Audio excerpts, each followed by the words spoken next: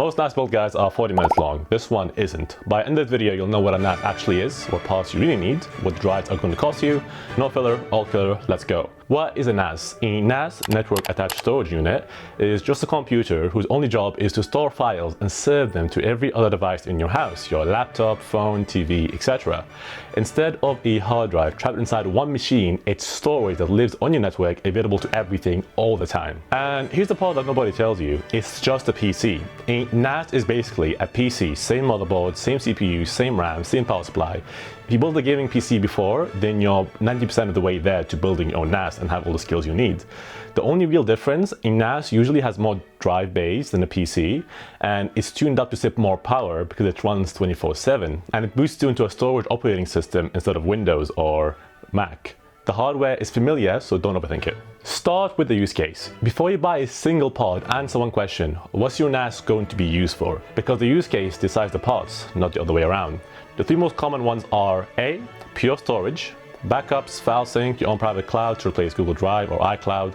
This is easy mode. You barely need a CPU, a cheap modern chip will do, 860 gigs of RAM, and your drives as well. No graphics card required, nothing fancy, just a low power chip is actually better here because it's running all day, so it consumes less energy. In fact, you can even do this on a Raspberry Pi by converting it into a NAS. And B, a media server like Jellyfin or Plex, your own Netflix like I've built previously. Here's the thing that trips everyone up: transcoding. If your TV can play files as is, the NAS just hands it over, no effort, but the second it has to convert files on the fly, wrong format, subtitles burned in, lower quality for your phone or mobile data, that's transcoding, converting one file from one format into another. For that, you want either an Intel CPU with a built-in QuickSync feature or a cheap dedicated GPU like an Intel Arc. Get this wrong and your 4K movies or anything that's a large file will take forever to load and will buffer. I learned that the hard way, to be honest, when building my own NAS. And C, heavy self-hosting. Running a dozen apps, containers, virtual machines, home automations. Now you want real cores and more memory. Think like 32 gigs and a proper 6-core plus chip. The more you ask it to do at once, the more CPU and RAM will become important. There's also the network catch. One bonus that catches everybody off is speed over network. You see, most motherboards come with the 1 gigabit port that keeps you around 110 megabytes per second on average. Fine for streaming, but slow if you're moving huge files for editing videos straight off the NAS. The fix is just buy a faster network card.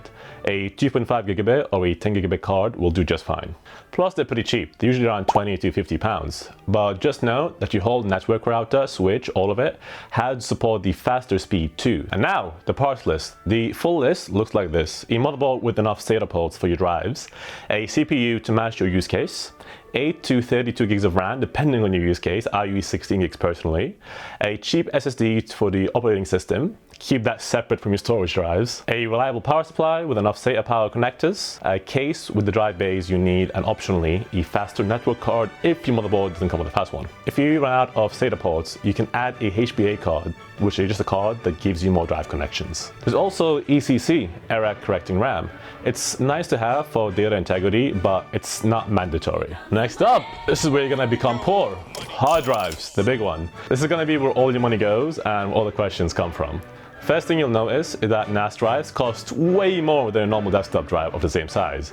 Why? Because they're built to never turn off. A desktop drive is rated for about 8 hours a day, while a NAS drive is rated to run 24/7 for years, with far more read-writes per year and firmware designed to behave inside the array of multiple drives. You're paying for endurance, not for capacity in this case. And one trap to avoid is SMR drives. Without going down the rabbit hole, SMR is a cheaper recording method that's painfully slow at rewrites and can actually break a RAID build. You want a CMR drive, not SMR. I'll drop a list in the description, but if you want to save serious money, certified enterprise drives like helium-filled UltraStars are often cheaper per terabyte than consumer drives and are built tougher as well.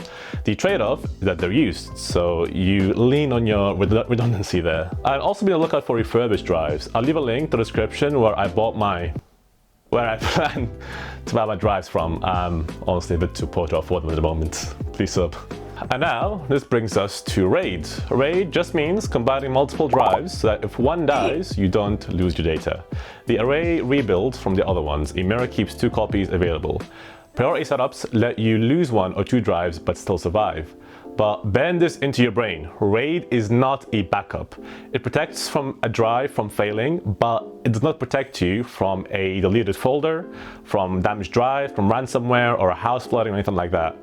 Keep a separate backup of anything you can't afford to lose. RAID is uptime, not safety. And speeds. On speed, a single modern hard drive does around 150 to 250 megabytes a second in a straight line. That always saturates gigabit and keeps up with the 2.5 gig. Stack them in an array and you go faster. Where hard drives are slow is lots of smaller random files. That's what SSDs are for. So people often add an SSD for the apps and databases and keep the spinning drives for bulk storage. And how much will this cost you? Rough numbers will be on screen of how much I paid, and keep in mind, prices keep moving, so check for yourself. The machine itself, without drives, a budget build under around 150 to 300 to be honest, but can be a lot cheaper if you go for refurbished stuff. The drives are the real money here, and they scale with how much space you actually want. Roughly the 15 to 20 pounds per terabyte. What I'm planning to buy is 150 pounds for 10 terabytes for new NAS drive.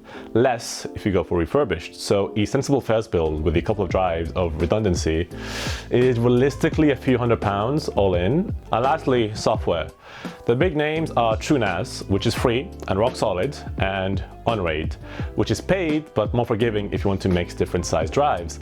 I personally go with TrueNAS. Meets my needs, probably meets your needs too, to be honest, and it's the best price ever, which is free. But just pick one, install it on your SSD, and you're off. And that's genuinely it. A NAS is a PC with a job.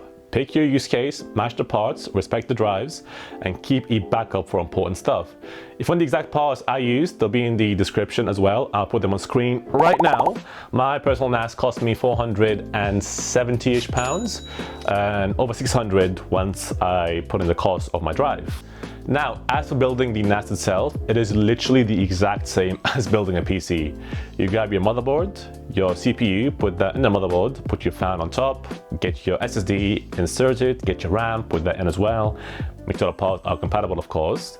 Then grab that, put it inside your case, install your power supply, connect all the parts, make sure all the wires are matching as well, and put your hard drives in as well, close the case, install your operating system, and you're good to go. That's literally it. It's straightforward, but if you have any questions or anything you're struggling with, put it down in the comments down below and I'll be more than happy to help. And thank you for your time and attention. It's a valuable resource and I appreciate you giving it to this video. See you later. Bye.